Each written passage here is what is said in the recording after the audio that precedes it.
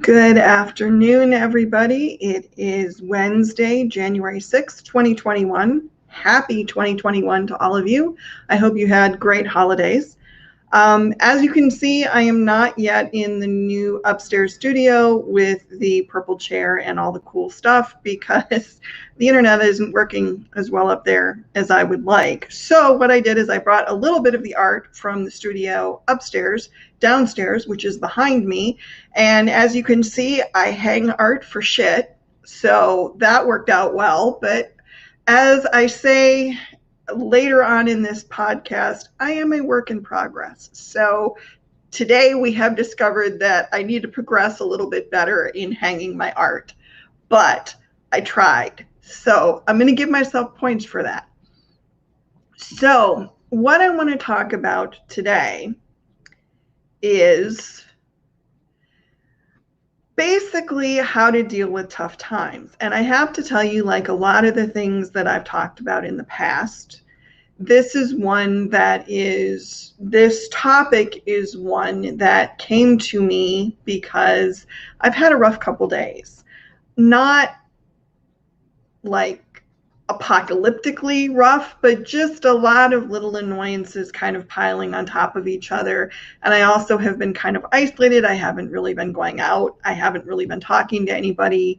And so I felt a little pent up. So poor Carolyn Cagle, bless her heart, yesterday was helping me with the upstairs studio figure out camera placement and stuff. So I had her on camera with me, and she basically got to meet the inner drama queen that lives within me, who basically was dramatic about everything and just generally pissy and negative and not fun and not the things that I want to be or strive to be or hope to be. So, and I do apologize for that, Carolyn. I know I apologized already being via messenger, but my inner drama queen is not someone that I really like anybody to meet because she's not really a lot of fun. She's basically like a 2-year-old who hasn't had a nap and wants a cookie and can't have one. So she just tantrums. She just has tantrums a lot.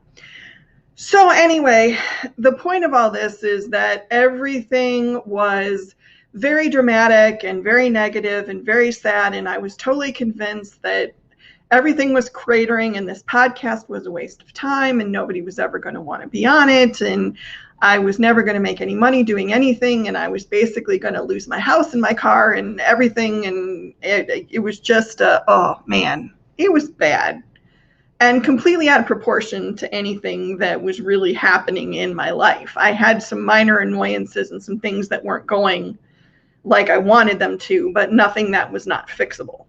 But eventually, drama queen shut up and went away. And I decided that, hey, I need to talk about some of the coping strategies that I have developed over the years that have gotten me through a lot of really major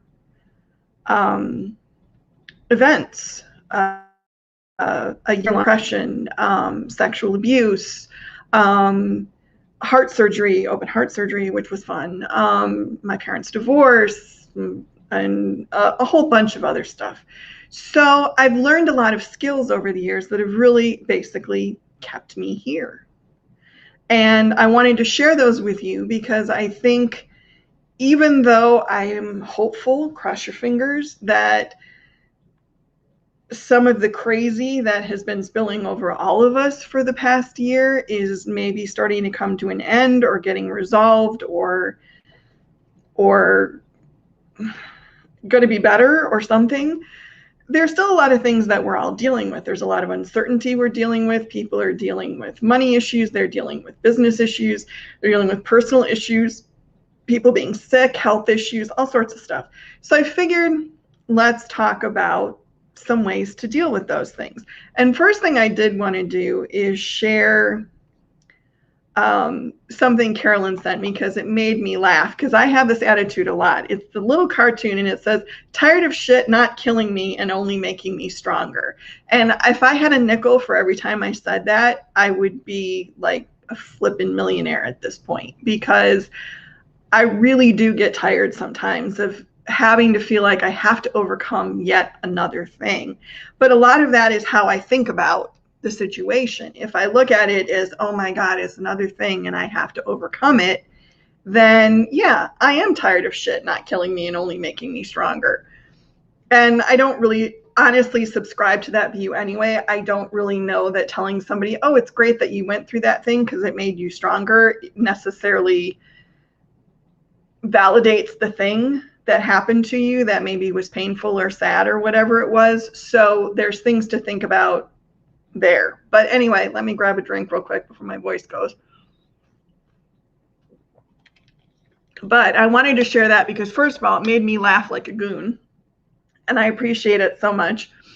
And I think it's valid because a lot of us do go through things. And a lot of people will tell you that my other favorite one that makes me want to punch people in the face is God doesn't give you more than you can handle. I'm like, God must friggin' think I'm Superwoman. I mean, providing, of course, that you actually stipulate that God exists, which is a whole nother story. So anyway, I wanted to share that with you because I thought it was funny. And we've got some hello. I'm going to say a few quick hello here. Hello, Cindy. Thank you for being here. Hi, Kim. Thank you for being here. Carolyn, I'm glad you approve of my art hanging skills. I think it looks a little funny, but I don't know. I like the art, so that works. So Carolyn says, print out the cartoon and hang it on the wall. I just might. If I could find a silk screen of that, I would probably get it made and hang it somewhere. Or I suppose I could probably have somebody do a silk screen of that, except it's somebody else's art, so that would be a problem. But anyway, straying from the point. So what I want to talk about today is how to deal with the tough things that happen in your life and some strategies to minimize the problems they cause, to minimize the drama, to minimize the angst, to minimize the negative thinking. So we're going to start with, this is one that I discovered when I deal with depression. It's just do one thing.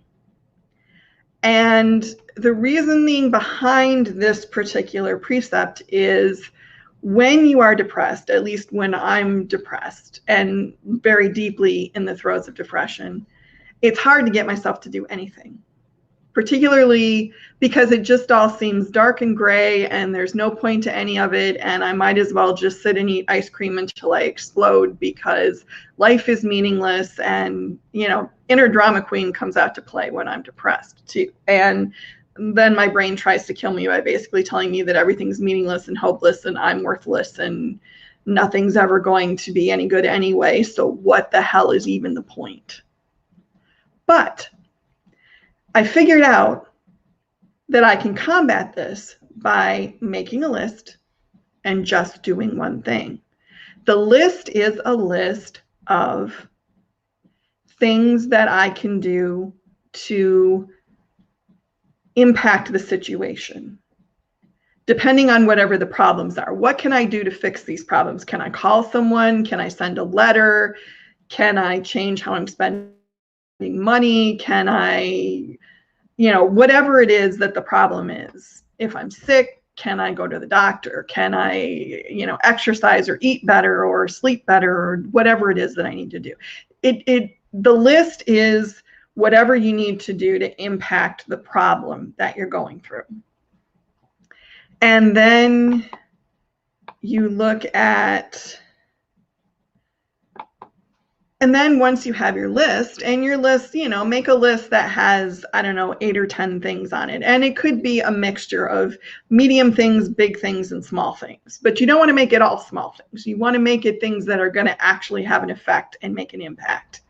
So it can't be like, I have to get up and put on real clothes instead of pajamas. I mean, yes, that's a good thing, and it's probably a good thing to do, but it's not really going to necessarily attack the problem that you're dealing with. So you want a list of things that will attack the problem that you need to fix. Excuse me. And then once you have your list, you pick one thing a day, and you have to do it. Just one. And once you do your one thing, if you want to get a snuggly and watch, old movies on Netflix all day for the rest of the day, or if you want to eat ice cream and watch Real Housewives or whatever, cool. You're golden. You did your one thing, but you have to do your one thing.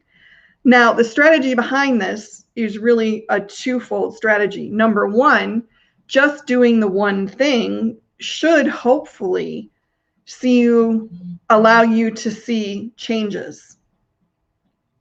And if you can see changes, and if you can get some sense that maybe things are getting better, it might motivate you to do more. And the second thing is just doing one thing, or even just making the list and seeing that there are things you can do, can change your attitude to a more positive outlook, that this isn't hopeless, that there are things you can do, there are impacts you can make. So instead of just letting it go and saying, well, it's hopeless and it's useless and I'm worthless and there's no point to any of this, you just do your one thing. And the one thing that you do leads to doing something else tomorrow, and then doing something else the day after that. And then maybe the day after that, you do two things. And pretty soon, you've made progress toward fixing the problem, and hopefully also progress toward getting out of the sadness that you've been in. So it's kind of a strategy of keeping yourself moving even when you don't want to move, because sometimes that's the hardest part. For me, at least, depression is very much about inertia. It's very much about emotional inertia and physical inertia. I don't want to do anything physically, and I don't really want to do anything mentally. So if I have a list, if I have my rule that I have to do one thing, and if the corollary to the rule is if you do the one thing, then you can sit around and be a lump for the rest of the day without feeling guilty, because you did your one thing. You kept your agreement with yourself and did something to impact your situation. And strangely enough, doing that takes away the beating yourself up because you feel like, oh, I'm hopeless and I'm useless and why couldn't I do something to fix this? So if you just do your one thing, then you kind of get rid of beating up on yourself, and it really helps. So this is actually one of the best coping tools that I've ever found in my almost 52 years on this earth, is take a step, do something meaningful to impact whatever your situation is that's bothering you. And don't hold yourself to having to take a step after that one step that you take. Just do the one thing. And then tomorrow, do the next thing. And then the day after that, do the next thing. And if you keep doing these things, eventually you're going to come to a resolution to the problem, we hope. So that would be tip number one. And I want to go back over here and see. Oh, I like this. Ooh, I like that. I don't know who Facebook user is, and Facebook user, I will tell you, if you go to StreamYard.com/Facebook, they will tell me who you are. I don't know why StreamYard is so annoying about this sometimes, but they are. Go figure. So next tip, and this is one that I discovered myself yesterday. Not that I didn't already know it, but I saw the viability of it. One of the things that had really been bumming me out, and one of the things that I was drama queening about yesterday, was the fact that I had been contacting a few people to be on this podcast as a guest, and I was either getting people who were busy or people who just weren't comfortable being on camera, and as much as they liked me, they just didn't feel like it was something they wanted to do. And I really was, well, what's the point of all of this? And I'm never going to find any guests. And, this whole podcast thing is just, drama queen. You really should have seen it. If we taped it, I could probably make money with it. But anyway, one of the things that I did say in passing while I was drama queening all over everything yesterday was I should ask the Women in Garment Decoration group and see if they have any ideas for people I could ask to be guests. And if they know someone that I don't know, would they be willing to make an introduction? Which I did last night. and subsequently got a great list of people that I'm going to get in touch with or am already in touch with. Already booked one guest, which I'm really excited about. Found some people who actually had some skill sets that I have wanted to have on the show and didn't know anybody that had those skill sets. So the whole thing is just really making me so, so happy. And I never would have found any of those people if I hadn't asked for help. And I have to say, for me personally, and this is just me, asking for help is so hard. It's so hard. Even though I know that it's a necessary thing to do, I am very, partially because of the way I grew up and my family situation, I'm very, very, very independent. It is very hard for me to admit that I can't do everything on my own. So asking for help and being vulnerable in that way is, for me, really, really uncomfortable. But by the same token, asking for help is also a necessary thing. We all need help occasionally. We need other people to advise us. We need support. We need access to other people's resources. If you don't ask for help, if you don't ask in general, you're never going to get anything. And asking for help is not specifically a weakness. It's not specifically it's not admitting that you can't do it or that you're less than or anything. It's just, hey, you have a resource that I don't have, or you have an ability that I don't have, or hey, I'm just feeling vulnerable and I need some support here. Can you help me out? And like I said, for me, asking for help is really uncomfortable. It is second only probably to admitting I don't know something. And both of those things, I think, are very tied up in the image that I have of myself as strong and capable and able to do things. And I'm sorry for the coughing. I don't know where this is coming from.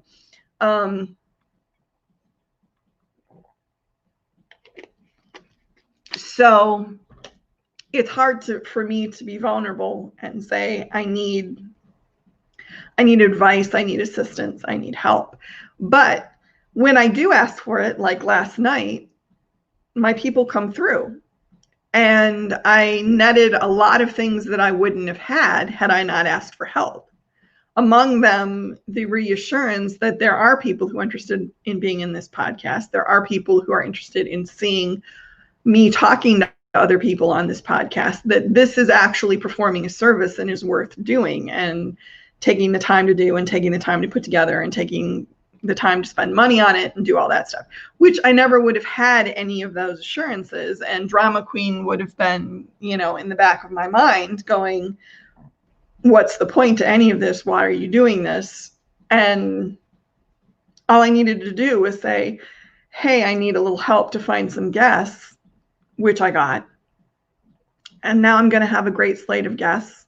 And this podcast will go forward and continue doing what I wanted it to do, which is being of help to women in the business community. So it just goes to show, I actually bought temporary tattoos recently, and one of the ones I bought was just the word ask, because that is such a hard thing for me to do. And so I need a reminder on my body that reminds me that asking is not a bad thing, and asking is something valuable to do that you don't get if you don't ask.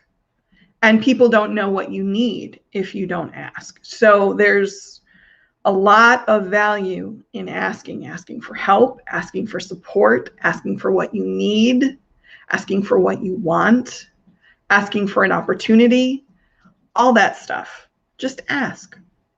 Give voice to what it is that will make your life better and will make your work better and will make your emotional life better. A lot of times women are taught not to ask. So we need to unlearn that. We need to ask for more. That's my feeling on it. The next tip, keep it simple. This also is kind of a twofold tip. In one sense, keep it simple in don't make it complicated. Don't go for the hardest solution. Don't go for the most difficult way to solve the problem. If there's an easy way to solve the problem, do that. That's what you need to do. Don't complicate things by trying to provide an overly complicated solution to a problem that doesn't need one. And people will do that sometimes. They try to, or they complicate it in their heads because they build it up so much as to, well, I have to go here and I have to do this, and it's going to take forever and it's probably not going to work and it's going to take so much time. And, so they build it up into something really huge when it's really not. So keep it simple. Go for the way of least resistance when you're trying to solve a problem or deal with a tough situation. Don't complicate it. Don't bring things into it that don't need to be into it, that don't need to be in it. So that's number one. The other half of keep it simple, and this is something my brain does, maybe because I'm a writer, possibly. Maybe because I'm a drama queen, possibly. I will complicate. I go from like, oh my goodness, the internet won't work upstairs, to I spent all this money on this office and now it's never going to work. And what am I going to do? And the internet will never work and it'll be so hard and we'll never find a solution that's not going to cost me a ton of money. And then I won't be able to have the podcast anymore. And then I'll have spent all this money and it'll be wasted.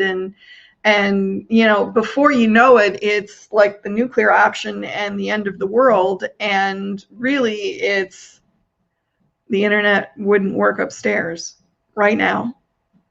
And that's all we know. It's the same thing with when COVID hit and I realized that I couldn't stay where I was working. And immediately my mind went from, okay, this is no longer a solution that's going to work, to, okay, well, you're going to have to leave and then you're not going to know what to do and then you're not going to have any money and then you're going to lose your house and everything, but your car is paid for. So you'll have your car so you can sleep in your car and you can live in a van in a car by the river. And I joked about that several times, but I mean, I complicated the situation to the point where I was making myself crazy with things that were nowhere near happening, that weren't even a blip on the radar, that were like, skip about 15 lanes and you might get to where that thing is. But in my mind, I get it all complicated. So, and one thing I've learned over time is sometimes I do need to exaggerate it. Sometimes I do need to let drama queen just rant in my head for a while and come up with the most outlandish, horrible, awful situation you can ever think of that could potentially happen from whatever the thing is that I'm dealing with. And eventually it gets to the point where I just start laughing at myself, because it's like, why would you even, how likely is it that this horrible thing that you're thinking is going to happen is ever going to happen realistically? And realistically, it's probably not likely at all.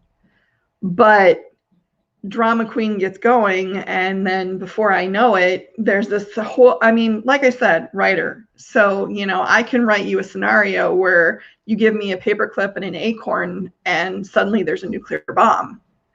I'm not going to say it's going to be a totally logical scenario, but I can write you a scenario where that happens.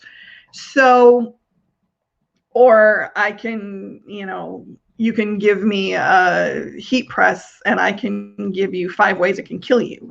Take your pick, something. So don't let your mind get away from you either. Don't build doomsday scenarios when you're really looking at a paperclip and an acorn. Keep it simple. Don't complicate the situation. Don't make yourself crazy thinking of the absolute worst thing that can happen when you're nowhere near the absolute worst thing that can happen. If anything, opt for the absolute best thing that can happen, because that will probably get you to take action more quickly and more decisively. And it will also keep you optimistic, which means you're also more likely to take action. So don't complicate the situation. Don't complicate it with how you're trying to fix it, and don't complicate it by letting your brain run amok and figure out the absolute most horrible, worst thing that could ever happen, because you're just screwing yourself over if you do that. It's not worth it. And let's see what we've got here. Yes, exactly, Carolyn. Mountains out of molehills. And mountains out of molehills can be really, really dangerous, because you make yourself really nuts with the scenarios that you concoct in your head. And honestly, if you concoct a scenario that's bad enough, you can almost freeze yourself in place, because you're so scared that this thing might happen that you don't do anything, which sadly enough can then make the thing you're so scared of actually happen, because you didn't take action to fix it, because you built it so big in your head. So you need to just keep it simple. Deal with what's in front of you. Don't let your brain make it bigger than it is. Don't complicate the solution. Just keep it as simple as you can. The next one is a big one. And if you haven't seen Aaron Montgomery's success principles that he's been doing on Small Business Saturday, he did 10 weeks of them. Go over to the Our Success Group YouTube page, and there's a playlist. If you haven't seen those, you should watch them. And one of the weeks is talking about taking responsibility. And I have to say, I'm just going to check the comments. Following with you in your highlights. Okay. I just have to say, for me, this is one of the best things I ever learned, because when I was younger, like my late teens, early 20s, I was really convinced that everything bad that happened and everything wrong that I did, or everything bad that I did, or everything that was unkind that I did, was somebody else's fault, because I'd gotten a raw deal. And so I took responsibility for none of it. And I'm sad to say that now, but when you're young, you want to blame somebody else. You want to say you got a raw deal. You want to say that the world owes you. Unfortunately, fair is a lovely concept, but there is no fairness doctrine in the universe. There is no arbiter that is watching over things, making sure that everybody gets an equal amount of good and bad. Fair is a lovely concept, but it's just that. It's a concept. It doesn't work in the real world. Sometimes the person who does bad things gets away with it. Sometimes a person who tries to do good ends up with a lot of bad situations in their life. It happens. There is nobody that is keeping track of what's fair and what's not. There just isn't. So you need to let go of the idea of there's some great arbiter somewhere with a scale that if you get a lot of crap in the beginning of your life is going to make sure you have a lot of good stuff later on in life, because that's not necessarily going to happen. And part of the reason that I'm saying you need to let go of the idea of fair is because the idea of fair also feeds into the idea of taking responsibility. If you think you've been treated unfairly, then you won't necessarily take responsibility for the actions, for your actions, because you think that you're owed something, or you think that there should be some kind of scale where you get repaid for all the crap you had to go through. There isn't, and you won't be.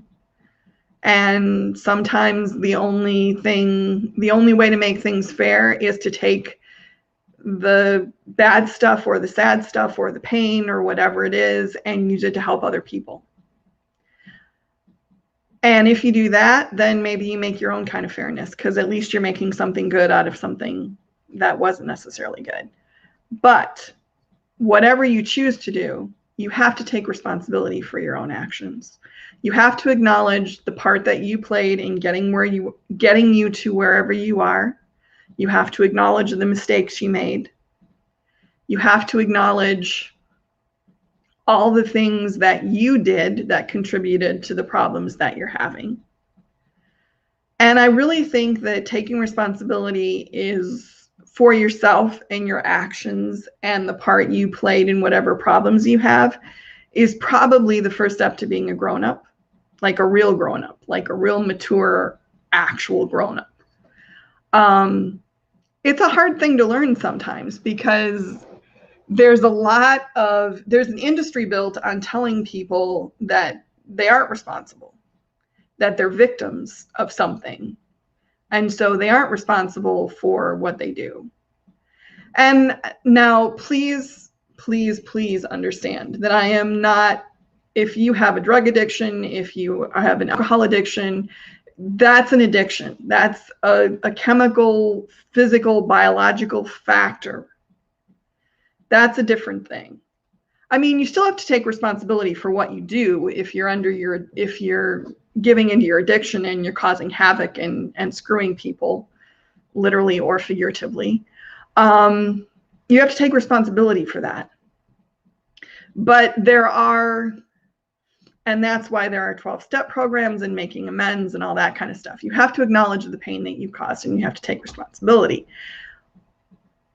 But I think there are also people who have had a bad experience in their life, whether it's sexual abuse or physical abuse or bad parents or whatever it is, and they walk through life for the rest of their life saying, well, I'm screwed up because of blah, blah, blah, and therefore I'm not responsible for my bad behavior.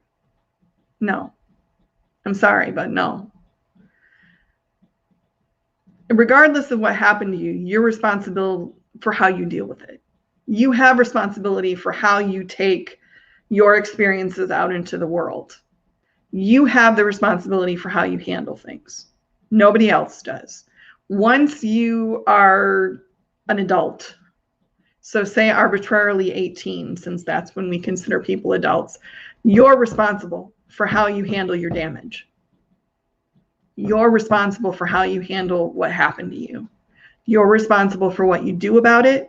You're responsible for how you interact with others. You're responsible. And this is a hard concept for a lot of people because it's easier to blame other people. It's easier to say it was circumstances. It's easier to say,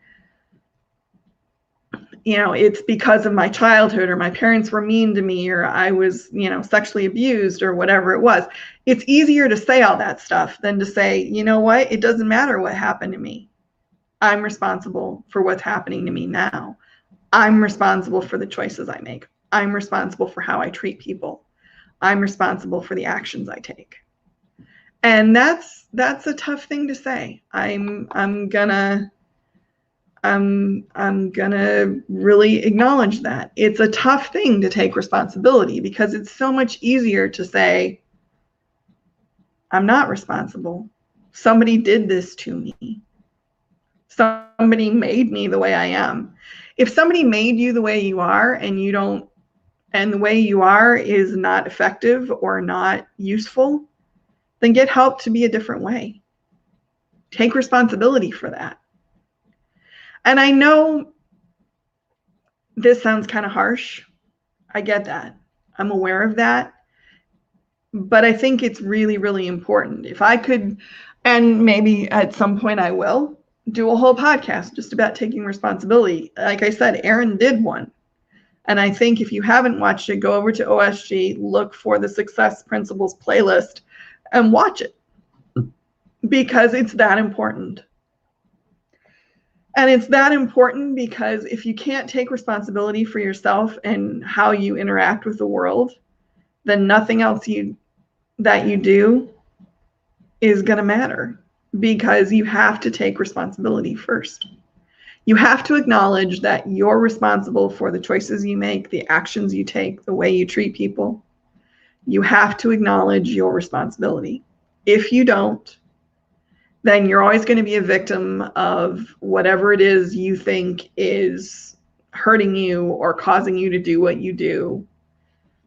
You have to take responsibility. That's probably the bedrock and the core principle of all of this. You have to take responsibility. You have to acknowledge your part in creating whatever you created. And I mean, it's not easy. It's a hard thing to do sometimes. It's really hard to look at something when you made a mess of it and go, yep, I did that. Yep, I made the choices that got me to this place. Yep, I relied on something I shouldn't have relied on, and therefore I'm now in a mess. And it's going to be hard to clean it up. That's a hard thing to do. But it's so, so important because you can't be a real adult until you can do that. You just can't. And what I have found, honestly, is really funny is that it throws people who don't take responsibility for their actions when you look at them and go, yep. I've had bosses like this where my boss would call me in for something, or I'd go into them because I realized that something wasn't working, and I'd say, hey, I'm sorry I screwed this up. And they had no idea what to do with that, because they never had experience with somebody coming in and saying, yeah, I really screwed the pooch on that one, didn't I? Wow, that was a bad choice on my part. And they have no clue what to do with it. They have no clue what to do with that because they're so used to people passing the buck or blaming something else instead of just saying, yep, buck stops with me. I did it. And I'll fix it. So if you really want to blow somebody's mind, don't avoid responsibility, take responsibility. It's fun to watch them scramble because they have no idea what to do with it. So it's really amusing. But once you have taken responsibility, we need to move to the next little tip here, which is, with apologies to Idina Menzel, and I'm sorry, now I put the Let It Go song from Frozen in your head. Let it go. Because the other half of taking responsibility is, once you take responsibility for your actions, you can also, at least if you're me, spend a lot of time beating yourself up over something you did that was dumb, or a choice you made that maybe wasn't the best choice, or something along that line. So what happens is you spend a lot of time in kind of a shame spiral because you did something and you screwed it up and you feel really bad. And I honestly, my brain is peculiarly talented in this area. I can remember stuff I did 40 years ago that was embarrassing, and I can still bring it up and feel bad about it. And I'm sure whoever the other person was in the situation that I'm thinking about is not paying attention or thinking about it at all, but I am. And I'm completely mortified still by something that I did that probably the other person doesn't even remember anymore. But my brain will bring up every faux pas, every stupid thing I said, every time I snorted when I laughed, every dumb thing I've ever done, every guy that I liked that I was an idiot around, you name it. I can remember it and bring it forward into my brain if I need to. Now, if why my brain can't remember the times that I was like really super cool and really good at something, I don't know, but it can't apparently. And I don't know. So you need to, once you've taken responsibility for the action and acknowledged your part in whatever you did, you also need to give yourself a break. You need to let it go. You need to acknowledge whatever guilt or shame or remorse or sadness or whatever it is that you feel, and then let it go. And I was having this discussion recently with a friend of mine. I don't remember how we got on the subject, but we've been talking lately about, I don't necessarily know that it's guilt that I carry anymore, but there is some residual sadness about the fact that it took me a while to report the person who molested me. And while I was getting help so I could be emotionally and mentally strong to be able to report him, he abused other people. And I have guilt for that. And my friend keeps telling me, you got to let that go. You got to let that go. And I finally said to him, I did let that go. I acknowledged it. I feel sad about it, but I'm not hanging on to it. I'm not beating it's not like a flail and I'm whacking myself over the back with it all the time. It's just, this is a regret I have. I'm acknowledging my responsibility and I have a little bit of regret. And that's always going to be with me. And I don't think it shouldn't be with me because that's a momentous thing. But at the same time, I acknowledge that I did the best I could at the time in the situation I was in. And also, in a way, I'm very proud of myself that I took care of me enough to make sure that I was emotionally and mentally ready to be able to deal with that situation when I did what I did. So I acknowledged my responsibility. I felt bad about it. And then I let it go. Now, letting it go doesn't mean that you're not going to think about it. It doesn't mean that whatever the mistake or the issue was isn't going to be with you. It just means that you're not beating yourself up with it, that it's not a millstone that you're carrying around with you, that you aren't looking at it all the time and going, God, I'm the worst person ever. Or, you don't carry it with you and think that your worth is less because of this thing that you did. At some point, you just have to say, okay. And a good part of letting go is sometimes making amends and saying, I'm sorry this happened. I'm sorry I wasn't able to do things sooner in the case of the other victims of this man. Or apologizing to yourself. But you have to acknowledge, make amends, and then let it be in the past and let it go. Because beating yourself up over mistakes that you made is only going to, number one, make you less likely to take action in the future. And number two, make you really not like yourself, which will also make you less likely to take actions that'll benefit you because you don't think you're worth it. And who needs that, honestly? So at some point, you just have to let it go. You just have to say, I did everything I could do to make this right, to make this good, and now it's time to move on. And I'm not going to beat myself up about it, and I'm not going to make myself sad about it, and I'm not going to think about it. I'm just going to keep going. And that leads us to the next little tip, which is find a community. And I will say here that I would be the first to tell you that I'm a lone wolf. I don't like that phrase, but I'm a loner, maybe. I don't like that phrase either because it sounds like I'm building a bomb in my basement. I'm very independent, let's say that. I'm very independent. I tend to be a person who does not rely on other people, partially because at points in my life, there haven't been people there to rely on. So I got used to kind of just, I'm a one-woman army and I rely on me. The problem with that is, number one, it's lonely.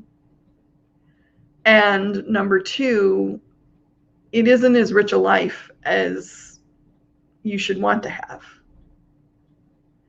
And when you do have a problem or a sadness or something scary happening in your life, you need support.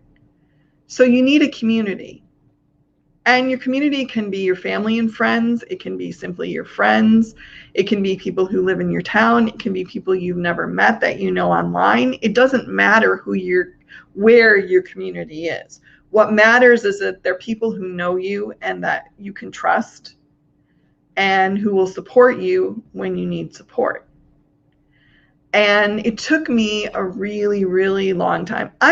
Paradoxically, this is weird because I tend to be very independent, but I'm actually pretty good at building communities and inspiring people to become part of communities. I've done it several times over the years now. The most recent one, of course, would be women in garment decoration. And I'm really proud of that. But I kind of built the community, and then I kind of built the community and didn't really always consider myself to be a part of it, or didn't really consider that the community considered me a part of it, if that makes any sense. It was kind of like, I can build these things, but I'm kind of the facilitator. I'm not a member. And I'm finally learning, I think, Women in Garment Decoration and a few of the other communities on Facebook that I'm a part of have really started teaching me that I can be a part of it, and I can ask for what I need, and I can rely on the support of others, and that it's going to be there for me. And especially Women in Garment Decoration, it's been amazing to see everybody circle the wagons when somebody needs help and support, or just to vent or listen. And I think that's really important, because especially since COVID, I live here by myself. I'm self-isolating because my doctor told me to, because I have multiple health conditions that could really not be good if I got COVID. So I don't go out a lot. I don't see a lot of people. So it does get a little lonely, and it does get a little sad and scary sometimes. So having communities in my computer on social media that I can pop into and say, hey, I'm having a bad day, or I need help, or I have a question, or I need to vent, and having people respond, and knowing that if I really need to call somebody, there are a number of people I could say, hey, do you have time to chat? Can we do a Zoom call? Can we get online? Whatever it is. Communities are important. Having people around you that understand you and acknowledge you. Yes, Carolyn, you are right. Aquarians are huge at this, introvert, extrovert. And yes, we are geared to bring people together. I think that's true. So I would just, if you're having a tough time, if you're having a hard time, find a community of people you trust and tell them your story, and ask them for help, and ask them for solutions, or have they ever been through this? Because you never know somebody else's story until you ask them. And you never know who's going to know something that will help you until you ask them. So community is really important. And I really, really recommend finding your community or communities online, if nowhere else, to be able to make connections and find support. Obviously right now with COVID, it's a lot harder to find physical communities that you can interact with, but hopefully that's going to be fixed, and we will be able to actually meet with real actual people again, which would be very cool. But next one, speak kindly. And this is a double-pronged one too. Speak kindly to other people. Don't judge. Don't throw shade at people. Don't be harsh with people. Even if you don't agree with what they're saying or their opinions, you can express yourself in a way that will let them know what you think and how you feel, without destroying them or making them feel small or making them feel less than. And sometimes if you see somebody who's expressing something that you don't agree with, you just have to kind of go, do I really want to pick this fight? There's obviously levels of this. If you see somebody who's mistreating another person on the street, yeah, you're probably going to want to get involved. If you're on social media and somebody says something or posts something that you don't necessarily agree with, you may want to take a little look and go, I don't know if I really want to go after that one or not. Sometimes you just have to go, yep, I don't really want to interact with the trolls today. But so I think one half of it is watching how you express yourself to other people, and not even how you express yourself in terms of what you're saying, but how you say it. Are you always negative? Do you always kind of poo-poo everybody else's ideas? Are you always kind of, do you let other people speak? Do you really listen when other people are speaking? All those things are important. And the other half of speak kindly is speak kindly to yourself. And I think a lot of people are not aware of this. I have become, for some reason, especially aware of it lately, maybe because I've noticed that the voice in my head and how I speak to myself is very harsh. The most common thing I say to myself when I do something that I don't think is good or I don't think is optimal for what I wanted to accomplish is stupid bitch. And I say that a lot to myself. And I hadn't really noticed it until recently. And I've really started, every time that starts going into my head, I physically will say no and change how I'm talking to myself. And I don't know why my brain doesn't like me, but it's a question I've had for quite a while now. And I've never found a satisfactory answer to that, but it doesn't seem to. But you have to be aware how you talk to yourself, particularly, I think, if you have children, because kids pick up a lot, and kids pick up a lot about how they should think about themselves by how their parents talk about themselves. My father told me for years that my mother was weak and that if he ever left her, she wouldn't last. And for years, I thought, okay, that's how women are. Even though I knew that was wrong because my mom was a very smart woman. And, you know, she had her issues, but she wasn't as weak as he was saying she was. And women in general aren't as weak as he was saying she was. And I ended up kind of having to look at what he was telling me and what it told me about what I should think about me as a female and decide whether that was something that I wanted to reject or something that I wanted to accept. And I mean, that's your parent. That's the first person that you learn how to think about yourself from. So, I mean, you know, leaving aside not the greatest parenting skills in the world, which it's a good reminder that your kids learn from you and you need to be aware and you need to be alert to how you're talking about yourself. And I mean, you know, we've all seen the articles about mothers who say they're fat and then their daughters are 6 and they're going on diets and all that kind of stuff. And, or, you know, mothers who are always obsessing about the 10 pounds on their hips and then the kid grows up and is obsessed with appearance and all this kind of stuff. And it's not to blame parents, and it's not to say that parents will, you know, are bound to screw up their kids or anything like that. I'm just saying how you talk to yourself, there are people around you who will notice. And how you talk to yourself also will impact how you think about yourself, the actions you take to benefit yourself, a lot of things. So you need to be aware of all of that. And you need to be careful about how you talk to yourself, because I got to tell you, calling yourself a stupid bitch on a regular basis is not really a huge boost for the old self-esteem. So don't do it.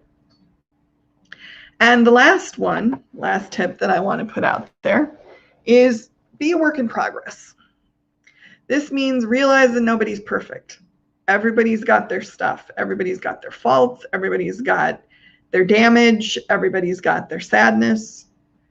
So be a work in progress. Keep trying to get better at whatever it is that you think you need to be better at doing or being. But be comfortable with the fact that you're always going to be evolving and becoming something different. And don't be hard on yourself if you're not necessarily exactly where you'd like to be at any moment in time. Because I think one of the things, I know for me, I had have am learning not to have a lot invested in appearing perfect. Even though I know I'm not, even though I'm not under the illusion that anybody thinks I am, there's a part of me that wants to pretend that that's something that I can aspire to having people think is actually true of me. So I worry about if I admit that I'm having a rough day, if I admit that I have depression, if I admit that I screwed something up, if I admit that I don't know the answer, is that going to cause people to then think, why would I want to work with her, be in her group, listen to her podcast, whatever it is? The reality is, so weirdly enough, I decided to lean into being a work in progress. And I've done shows on sexual abuse, and I've done shows on mental and physical illness. And I've done shows on stuff that where I had to admit, you know what? Some days I'm just a messed up bunch of human, man. And I think I'm better for it because the world didn't stop. Nobody, at least not that I know of, nobody stopped listening to me. Nobody stopped wanting to work with me. Nobody stopped paying attention to what I was saying. So I didn't lose anything by admitting that I wasn't perfect. And I probably gained a ton.